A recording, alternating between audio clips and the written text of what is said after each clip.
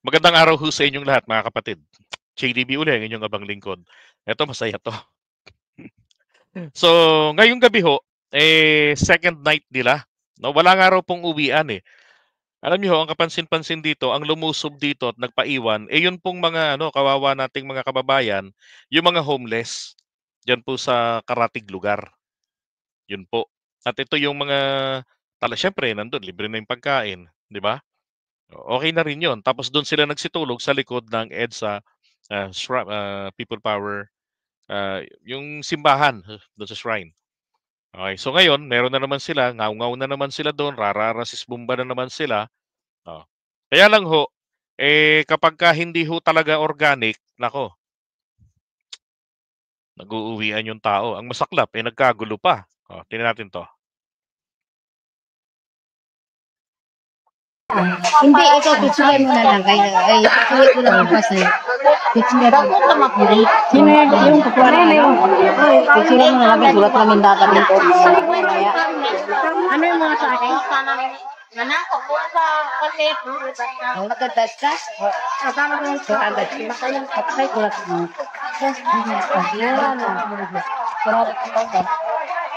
Yan. Okay, ano ho yan mga kapatid? Para ho yan sa bayad na tig 200.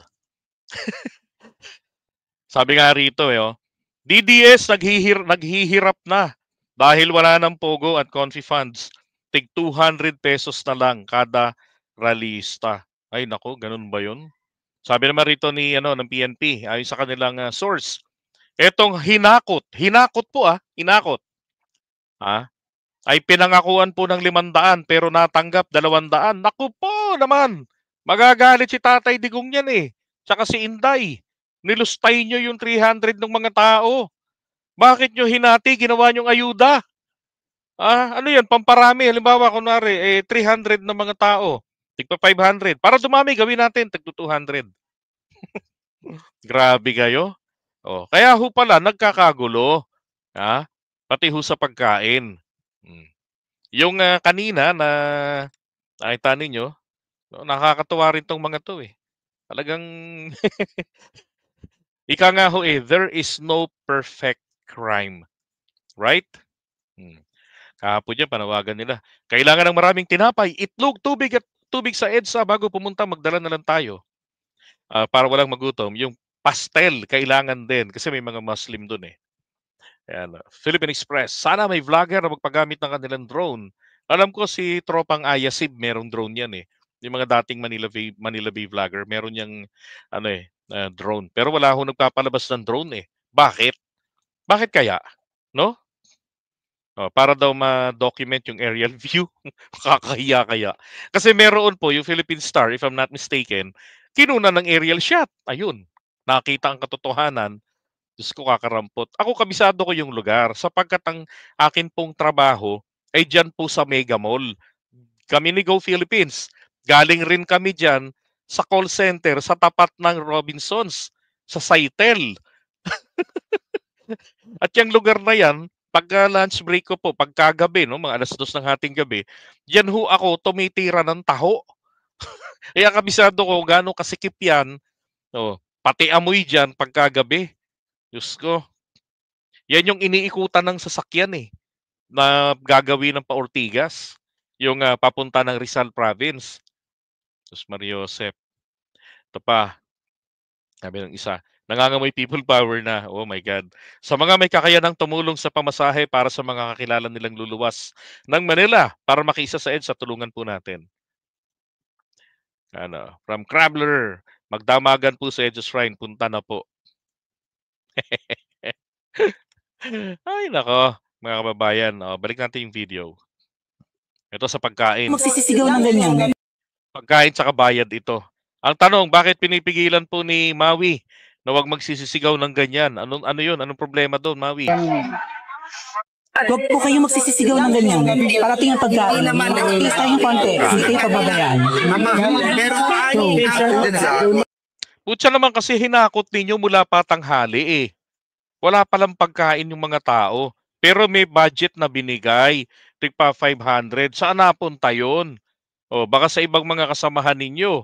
'Di ba? Baka nandoon. Ang tanong kanino galing at saan? Ang maliit sa kanya, doon sa oriyan ng mga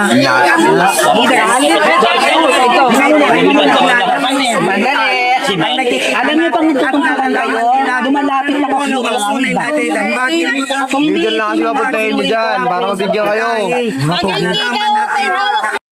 So, may mga hawak na tali eh. Yung tali po na yan, palatandaan po yan. Okay? May ibig sabihin yan eh. Hindi ka lang bigyan nyo. Pakiusap lang po, ang mga leaders meron pong 1-inch black ribbon. Kung wala po kayong black 1-inch na ribbon, tabi na po kayo. Okay, so yung leader, kagaya ni Manang, meron siyang 1-inch. Yun po yung lapad ha, hindi po haba. Kasi pagkahaba, isang ganyan lang yun eh. Oh. Okay? Na ribbon. Hayaan nyo po yung leader ang kumuha ng parte nyo. What? Apo, nagkakaintindihan po ha. Meron po na bibigay, pero wag sanang pagkaguluhan. Meron pong bibigay pero wag sanang pagkaguluhan. Damuho kayo, ginutom nyo sila. Kuya, bawal daw. Kumanap ka ng lugar, susundan kita. Ito na lang oh. Oh, bakit ganun? May pasikreto. Pagkain na lang bibigay nyo. Tanong, bakit pasikreto? Pagkain lang nga ba ang bibigay? May mga bawal-bawal pa. Mga ate kuya, kung hindi lang ang ribbon nyo, nanginimbre na nga lang kami. Magkakasakitan pa kayo pagka nagdag. O yun, nilibre naman pala ni na Maui. Ay, mayaman na si Maui ngayon. Hindi, totoo lang, sa mga content sa mga DDS vloggers, million po, buwan-buwan ang revenue ng mga yan. Kita nyo naman pag nag-live, di ba? Libo-libo to mga at least 9,000, 5,000, 10,000. Oh, kaya po sila talaga porsigido diyan. Oh, pagka isang buwan 'yan, bigyan ko nga kayo ng ideya eh. Ang 1,000,000 po, 1 million views, ang vlogger sa YouTube ha, meron na po yang 50,000 pesos. Okay? Sa ano yan, share yan sa advertisements. Less 15% na tax sa US. US po nagbubuwis sa amin eh. Kaya sinasabi, hindi kami nagbabayad ng buwis. Bago pa dumating ang payment namin, may kaltas na. Ang dumarating sa amin dito, yung withholding tax, yung certificate of creditable withholding tax, yung ganun, from the US. Kaya sila nanlilibre. Yun naman pala eh. Kaya pala nakakapanlibre si Maui. Okay? Saan kayo? Hindi na kami manlilibre kung masasaktan kayo. Kung kayo, ito mag-stampede lalo na. Hindi na kami manlilibre kasi Wawa, magkaka-stampede. Ilang piraso lang kayo. Malaman nyo mamaya kung ilang piraso yan. papagalitan ka. Kasi ang intention namin, magbigay ng pangmerienda. Di ba? Pare-pareho naman tayo nagugutom. So, manlilibre kami. Huwag lang po talagang kailangan disiplinado ko sa Yung nagkakagulo kasi sa pagkain, usually mga homeless yan eh. Maging yung rally namin sa Liwasang Bonifacio, sila rin yung mga talagang persistent talaga na gustong mauna, makakuha sa pila. Binigyan naman namin noon. Yun nga pagod na pagod sila Mami Peng.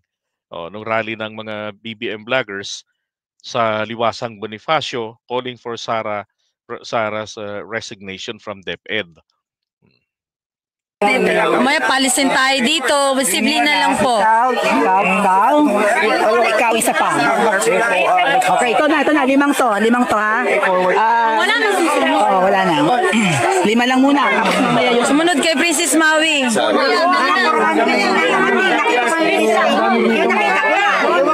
Linawin ko lang po ulit. Sabihin niyo, Solidarity 30 Family Worldwide. Nako, kalimutan. Nakakahiya kasi gutom na. Wala kasi ng lunch. Anong oras na? Straightforward lang po ni Nakikilaw kayo sa baka. Sana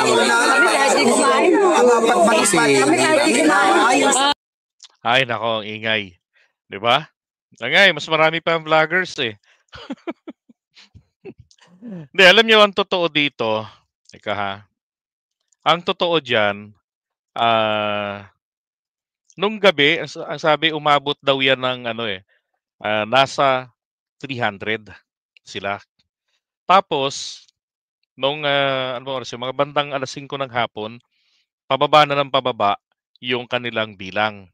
Pagkatapos nun, mga bandang 9:00 ng gabi, o 8:00 ganyan, 9:00 ng gabi, wala na, nasa 100 na lang sila, mga gano'n. Nag-uwian. Oo, tingnan natin ngayon kung nagbalikan. Okay, so iwan muna natin ito. Walang iya, oh, may 200, 500 pala sana. Grabe naman, sayang. Mas malaki pala ang bigayan nung kay Morales noon sa Senate. Oh, dahil talagang paldo ang budget, yung hearing-hearing noon doon na pagsuporta kunwari kay Morales. Pero ito, maliit ang budget, 500. Tinakbo pa yung ano, yung 300 pesos, walang awa, grabe. Okay, may isa pa tayo pala pag-uusapan.